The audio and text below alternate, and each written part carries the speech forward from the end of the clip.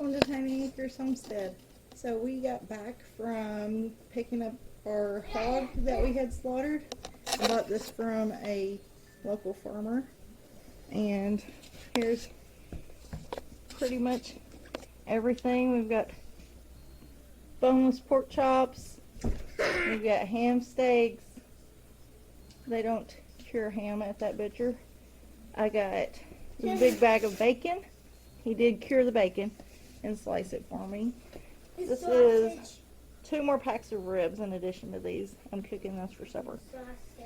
2 Boston butts.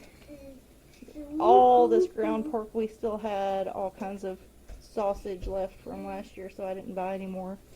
And this huge bag of fat. I told him to save me the fat. I'm not sure that this was just for my hog. He may have put more in there. But I'm going to weigh this out. Some of these he did put how much they weigh on there. That's upside down, but you get the point. I got to weigh the bacon. And all of the ground pork is in 1 pound packages. And I've got 48 of those. So I know how much those weigh. But I need to weigh the fat and the bacon. And I'm going to get everything put back in the freezer.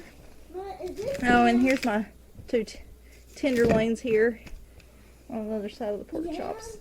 But I'm going to get all this weighed and see how many pounds we got, and then we'll do some math and figure out what our cost per pound is and see if it saves us money doing it this way.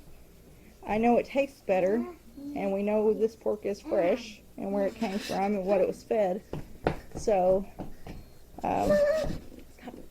Is this yam? So, regardless of if it costs more or less, it still is better quality. So let's get this weighed.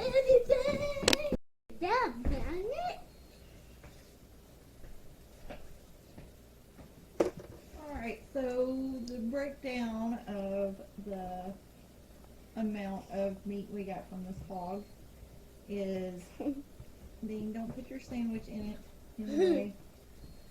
We got 48 pounds of ground pork, 12 pounds of bacon. Stop. Sandwich. 13 pounds of fat, 7 pounds of ribs, 21 pounds of Boston butt, 2 pounds of tenderloin, 20 pounds of ham steaks, and 14 pounds of pork chops. So our total weight was 137 pounds. The hanging weight from this hog was 190, so we lost about 28% of weight due to bones and stuff that we didn't keep. Let's see. So I did calculate totals of how much all of this would cost me, or how much I paid for all of this, including butcher costs and the pig itself, which totaled $513.50. And then I went and did some research on Walmart.com for Oopsie. my freezer, for how much this amount of meat in these particular cuts would cost me. I did choose to go with the cheapest pricing on these, even though the cheapest ones are nowhere near the quality of the meat that I got.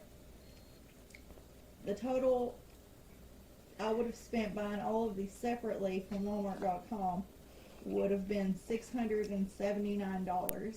So I did save quite a bit of money and get a lot better meat. Hey, it's off.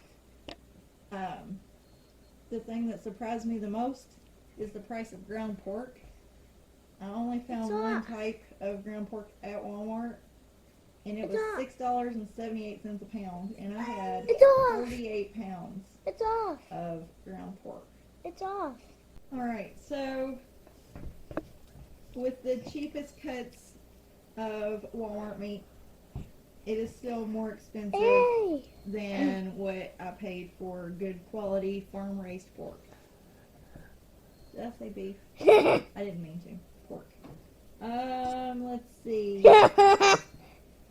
From all of this, we will have 28 meals just from the cuts, plus 48 more with the ground pork, 12 breakfasts with the bacon, and I did, when I calculated the fat percentage cost at Walmart, I couldn't find just pork fat. All I found was lard, and it was $3.48 a pound. So I did use that price because this will be lard once I render it down. And